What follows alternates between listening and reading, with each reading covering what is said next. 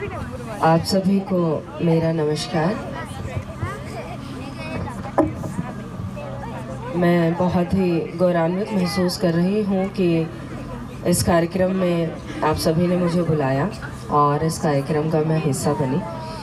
मेरे थोड़े गले में दिक्कत है, मैं अपनी प्रॉपर आवाज़ से नहीं बोल पा रही हूँ, फिर भी आप सबको सुना। यहाँ पे बड़ा अच्छा गीत कुलदीप सरोहा जी ने पेश किया।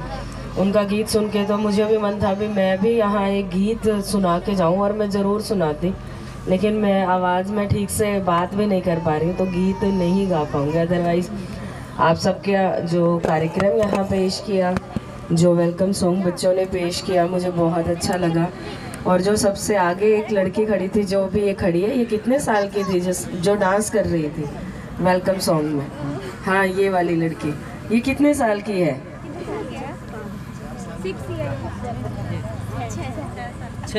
6 साल की। देखो कितनी छोटी सी बच्ची, और ये सब बड़ी बच्चियों को भी माफ़ कर रही थी। बहुत अच्छा डांस कर रही थी, बहुत अच्छा वेलकम जो डांस सॉन्ग इन्होंने पेश किया वो मुझे बहुत अच्छा लगा। और मैं मन ही मन तो गुनगुना रही थी कि मैं भी आप सबको कुछ सुना करके जाऊं। पता नहीं क्यों मेरा गला आज इतना ज़्यादा ख़राब है कि मैं सक्षम नहीं हूँ ऐसा करने में। आज जो हम कार्यक्रम मना रहे हैं, माता सावित्रीबाई फुले जी का जन्मोत्सव मनाने के लिए हम सब यहाँ एकत्रित हुए हैं। इस तरह की शख्सियत जो समाज सुधारिका रही है और महिलाओं की शिक्षा के लिए ख़ास तौर पर जिन्होंने इतने सराहनीय कदम उठाए हैं, उनको हम शत शत नमन करते हैं। इस तरह की शख्सियत हमेशा अपने सराहनीय कार्यों के द्वारा हमेशा अमर रहेंगी। हम उनकी तरह तो नहीं बन सकते, लेकिन हम उनसे प्रेरणा ज़रूर ले सकते हैं। बड़े हों, बूढ़े हों या बच्चे हों, हमें ऐसी शख्सियत से प्रेरणा लेनी चाहिए। बड़ों को ये देखना चाहिए कि किस तरह से हम अपने घर के बच्चों को अच्छी शिक्षा प्रदान कर सकें, क्योंकि आज यदि हमें खुद की और अपने परिवार की और अपने समाज की मदद करनी है तो सबसे पहले हमें शिक्षित होना पड़ेगा। यदि हम शिक्षित नहीं होंगे तो हम ना तो स्वयं की मदद कर सकते, जब हम खुद की ही मदद नहीं कर सकते तो हम किस तरह दूसरों की मदद करेंगे। मैं अपने लिए बताऊं तो मैं अपने पूरे परिवार में पहली इंजीनियरिंग ग्रेजुएट लड़की थी। मेरे परिवार में मेरे से पहले किसी ने इंजीनियरिंग की पढ़ाई नहीं की थी। तो जब हमें कोई शुरुआत पहली बार करनी पड़ती है तो कई बार रिश्तेदारों की, आसपास वालों का सुनना पड़ता है, अरे इंजीनियरिंग करा के क्या कराओगे बच्चे को, क्या बनना है, इन्होंने क्या बनेंगे ये। लेकिन वही हमारे माँ बाप की सोच थी कि नहीं, बच्चे जो करना चाहें उन्हें हम पूरा मौका देंगे। और लड़कियों से कई बार हम उनका जो आगे का जीवन होता है, माँ बाप देख करके दुखी हो जाते हैं कि वो खुद की किसी तरह मदद नहीं कर पाते, लेकिन अगर वो शिक्षित होंगी तो वो अपने हिसाब से अपना जीवन चलाएंगे।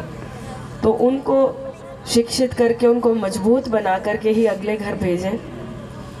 तो मेरी इंजीनियरिंग की पढ़ाई होने के बाद मैंने ये निर्णय लिया कि मैं आईएएस की तैयारी करूँगी।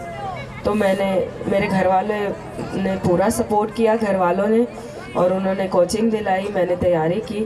फिर मैंने एचसीएस की परीक्षा दी और 2013 में भी दी, और 2016 में मैंने इसको उत्तीर्ण किया और बीडीपीओ के पद पर एचसीएस अलाइड में मेरा चयन हुआ।